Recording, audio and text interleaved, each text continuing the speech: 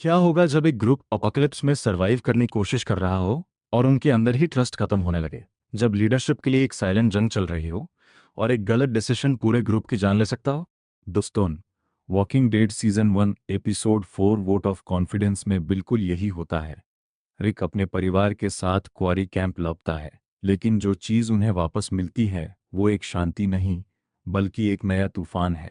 इस एपिसोड में हम देखेंगे कैसे एक ग्रुप अपनी सेफ्टी, अपनी ह्यूमैनिटी और अपने फ्यूचर के बीच फंसा हुआ है। चलिए शुरू करते हैं आज का detailed episode breakdown scene by scene.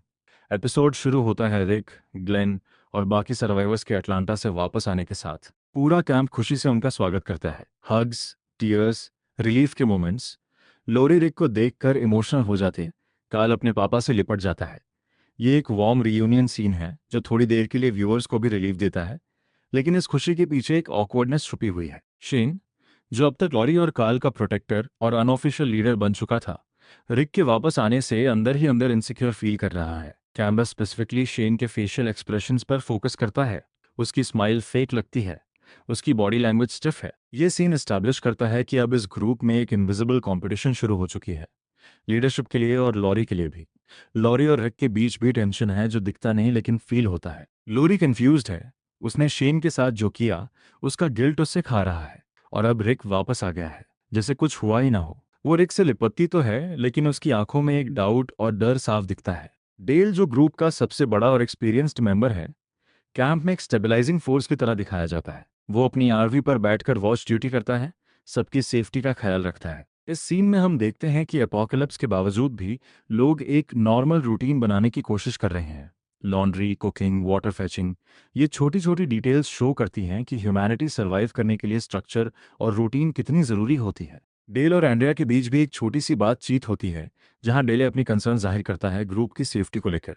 यह सीन सटली फोरशैडो करता है कि कुछ बड़ा होने वाला है। जिम, जो ग्रुप का एक क्वाइट, रिजर्व्ड मेंबर है, कैंप में अकेला बैठकर जमीन खोदता हुआ दिखता है, बिना किसी क्लियर वजह के, घंटों तक। ये चीज सबको डिस्टर्ब करती है। डेरिल सीधा बोलता है कि जिम क्रेजी हो रहा है और उससे रोकने की कोशिश करता है, लेकिन जिम कुछ बोलता नहीं, बस खुदता रहता है जैसे ट्रांस में हो। शेन भी जिम के पास जाके उससे समझाने की कोशिश करता है, लेकिन जिम सिर्फ इतना कहता है कि उससे ये करना है। बाकी लोग इसे इग्नोर करने की कोशिश करते हैं। कुछ लोग इससे स्ट्रेस का रिएक्शन मान लेते हैं, लेकिन ये सीन एक स्ट्रॉन्ग फोरशैडोइंग है, कुछ बड़ा होने वाला है। और जिम का ये बिहेवियर उसका हिंट है, जो बाद में एपिसोड में रिवील होगा कि जिम ने एक्चुअली कब्रिस्तान जैसी चीज बना दी थी बिना ये जाने कि क्यों। रात को कैंपफायर के अराउंड ग्रुप एक मीटिंग करता है। रिक अपना एक्सपीरियंस शेयर करता है अटलांटा में, कितना डेंजरस हो गया था वहां, और कैसे मरले को रूफ पर छोड़ना पड़ा। इस डिस्कशन के बीच रिक एक नया आइडिया लेके आता है, CDC, centers for disease control and prevention. Rick को लगता है अगर कहीं भी आंसर्स मिलेंगे इस आउटब्रेक के बारे में, कि ये हुआ कैसे, क्या इसका कोई क्योर है, या कोई गवर्नमेंट रिस्पॉन्स अभी भी एक्टिव है, तो वो सीडीसी ही होगा। ये आइडिया सबके चेहरे पर एक नए होप की चमक लाता है। लोग जो पहले सिर्फ सर्वाइवल मोड में थे, अब पहली बार एक फ्यूचर के बारे में सोचते हैं। लेकिन शेन इसका विरोध करता है। शेन का मानना है कि उन्हें यहीं क्वारी में रुक कर डिफेंड करना चाहिए, क्योंकि ये जगह अभी तक सेफ रही है, और एक अननोन लोकेशन की तरफ जाना बहुत बड़ा रिस्क है। यहाँ पर एक हीटेड डिबेट शुरू होती है, Rick versus Shane, hope versus caution, unknown possibility versus known safety. ये एपिसोड का नाम वोट ऑफ कॉन्फिडेंस इसी वजह से है। लिटरली ग्रुप एक ट्रस्ट और डिसीजन के क्रॉस रोड्स पर खड़ा है, और उन्हें डिसाइड करना है कि किसकी बात पर भरोसा करें। इस एपिसोड में एक ब्यूटीफुल क्वाइट सीन दिखाया जाता है, जहां एंड्रिया और उसकी छोटी बहन एमी लेक के पास फिशिंग कर रही हैं। ये सीन इमोशनली बहुत इंपॉर्टेंट है, क्योंकि ये शो करता है कि अपोकेलिप्स के बावजूद भी ये लोग नॉर्मल फैमिली मोमेंट्स ढूंढने की कोशिश कर रहे हैं। सिस्टर्स बॉन्डिंग, लाफ्टर, छोटी छोटी बातें अपने पास्ट के बारे में। एमी अपनी बर्थडे के बारे में बात करती है, और एंड्रिया यूज सरप्राइज देने का प्लान सोचती है। ये मोमेंट इतना स्वीट और नॉर्मल लगता है कि व्यूअर को लगता है जैसे सब कुछ ठीक हो जाएगा। लेकिन अगर आपने शो देखा है तो आपको पता है ये क्लासिक काम बिफोर द स्टॉर्म सीन है, जो आगे चलकर बहुत हार्ट ब्रेकिंग ट्विस्ट के लिए सेटअप करती है। डेरिल अभी भी अपने भाई मरले को ढूंढने की जिद पर अदा है, जिसे रिक ने अटलांटा में रूफ पर अकेला छोड़ दिया था। डेरिल कैंप में आके गुस्सा निकालता है, टी डॉग और रिक पर चिल्ता है, उन्हें ब्लेम करता है अपने भाई को छोड़ने के लिए। ये एक इंटेंस इमोशनल कॉन्फ्रंटेशन है, जहां डेरिल अपना दर्द और फ्रस्ट्रेशन दिखाता है क्योंकि चाहे मरले कितना भी प्रॉब्लमेटिक कैरेक्टर हो, वो फिर भी उसका भाई है। रिक कामली एक्सप्लेन करता है कि हालात कैसे थे और प्रॉमिस करता है कि वो मरले को ढूंढने की कोशिश करेगा जब पॉसिबल होगा। ये कॉन्फ्लिक्ट रिक और डेरिल के बीच एक अनईजी टेंशन क्रिएट करता है, जो आगे के एपिसोड्स में भी दिखेगा। ये सीन डेरिल के कैरेक्टर को भी ह्यूमनाइज करता है।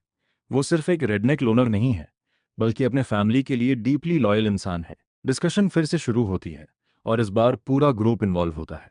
शेन अपना पॉइंट रखता है कि ये जगह सेफ है और उन्हें रिस्क नहीं लेना चाहिए। रिक काउंटर करता है कि अगर सीडीसी में कोई सॉल्यूशन मिलता है तो ये उनकी लास्ट होप हो सकती है। डेल भी अपनी ओपिनियन देता है और लोरी भी फाइनली रिक का सपोर्ट करती है, जो शेन को और ज़्यादा फ्रस्ट्रेट करता है। एक बाय वन सब अपनी ओपिनियन देते हैं। कुछ लोग रिक के साथ जाना चाहते हैं, कुछ शेन के कैंप में रहना चाहते हैं। ये सीन बहुत टेंशन फिल्ड है, क्योंकि ये दिखाता है कि ग्रुप कितना डिवाइडेड हो चुका है। आखिर में मेजॉरिटी सीडीसी जाने के फेवर में वोट करती है। शेन हार मान लेता है, लेकिन उसका रिजेंटमेंट क्लियरली विजिबल है। जब ग्रुप अपना डिसीजन फाइनलाइज कर रहा होता है, अचानक कैंप पर एक वॉकर अटैक होता है। दो वॉकर्स डायरेक्टली कैंप के अंदर घुस आते हैं, बिना किसी वार्निंग के। केओस मचता है, लोग भागते हैं, चिल्लाते हैं, हथियार ढूंढते हैं। ये सीन एक्शन पैक्ड है और एक सडन शॉक देता है व्यूअर्स को, क्योंकि अभी तक कैंप सेफ जोन फील हो रहा था। रिक, शेन और डेरिल मिलकर वॉकर्स को किल करते हैं, एक intense hand to hand combat के थ्रू। लेकिन इस केओस के बीच जिम को एक वॉकर बाइट कर लेता है उसके पेट पर। यह मोमेंट सबको फ्रोजन कर देता है। साइलेंस छा जाती है जब सबको रियलाइज होता है कि क्या हुआ है। जिम अपना बेटन आर्म बाय टॉर्सो देखता है और उसके चेहरे पर एक मिक्सचर ऑफ शॉक, फियर और एक्सेप्टेंस दिखता है। ग्रुप तुरंत उससे फर्स्ट एड देने की कोशिश करता है, लेकिन सबको पता है कि इस शो की वर्ल्ड में बाइट का मतलब है इवेंचुअल डेथ और फिर turning into a walker.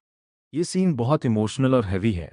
Lorry, Rick, Shane सब एक दूसरे को देखते हैं, ना जानते हुए कि क्या करना है। कुछ लोग जिम को तुरंत आइसोलेट करने की बात करते हैं, सेफ्टी के लिए। ये मोमेंट ग्रुप के अंदर एक नया फियर ले आता है कि अगला नंबर किसका हो सकता है। जिम अपने बाइट के बाद खुद डिसाइड करता है कि वो ग्रुप के साथ सीडीसी नहीं जाना चाहता अगर उसका कोई फायदा नहीं होने वाला। ये एक पावरफुल गट रेंचिंग मोमेंट है जहां जिम अपनी मर्जी से अपनी फट एक्सेप्ट करता है।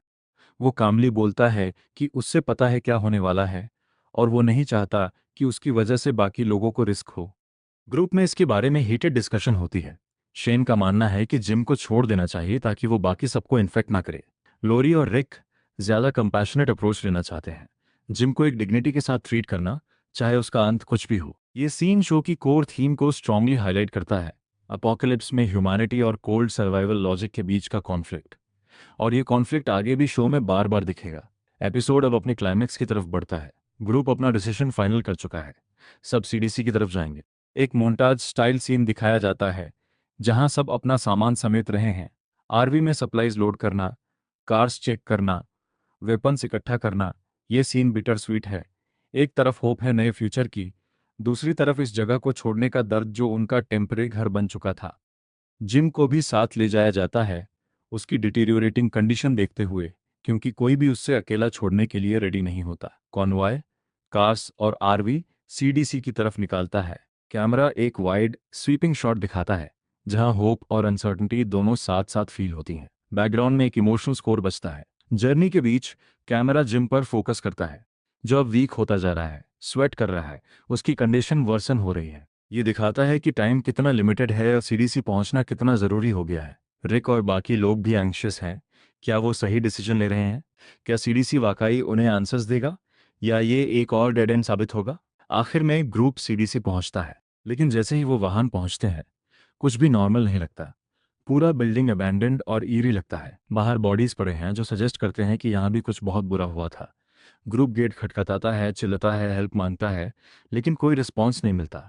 साइलेंस और डेस्पेयर छा जाती है उनके चेहरों पर। एपिसोड यहीं पर एक मैसिव नर्व रैकिंग क्लिफहैंगर के साथ खत्म होता है। क्या सीडीसी उनके लिए सेफ होगा, या ये भी एक डेड एंड साबित होगा जैसा अटलांटा था? तो दोस्तों, ये था walking dead episode 4 vote of confidence का फुल डिटेल्ड ब्रेकडाउन। इस एपिसोड ने हमें दिखाया कि ग्रुप के अंदर ट्रस्ट कितना फ्रेजाइल है और एक सिंगल डिसीजन जैसे सीडीसी जाने का कैसे सबकी जिंदगी बदल सकता है। जिम का आर्क पर्टिकुलरली हार्ट ब्रेकिंग था। उसका कामली अपनी फेट एक्सेप्ट करना शो के सबसे पावरफुल मोमेंट्स में से एक है। शेन और रिक के बीच का टेंशन भी अब क्लियरली एक बॉइलिंग पॉइंट की तरफ बढ़ रहा है जो आगे के एपिसोड्स में और एक्सप्लोसिव होने वाला है। अब अगला एपिसोड सीडीसी के दूरस के पीछे क्या छुपा है ये रिवील करेगा। क्या वहां कोई सर्वाइवर मिलेगा, कोई क्योर, या सिर्फ और ज्यादा डिस्पेयर? अगर आपको ये डिटेल्ड रिकैप पसंद आया तो वीडियो को लाइक करिए, चैनल को सब्सक्राइब करिए और कमेंट में बताइए आपको लगता है सीडीसी में उन्हें क्या मिलेगा। मिलते हैं अगले एपिसोड के ब्रेकडाउन में।